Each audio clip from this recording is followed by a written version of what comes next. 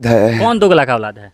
Khesari Lal don't touch me no permission. कौन गाना है? दोगला की औलाद भाई, एक नहीं किसी को भी गाली देने लगोगे, उसको गाड़ी में त्रिशूल डाल के खड़ा कर दूंगा। नमस्कार दोस्तों, कैसे हो?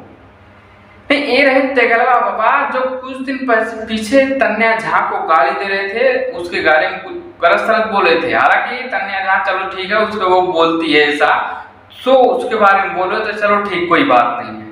अब ये खेसारी लाल के बारे में ऐसे बोलने लगे हैं और उसको उनको गाली दे रहे हैं, उनको गाली देने लग रहे हैं और कुछ और वर्ड का प्रयोग कर रहे हैं।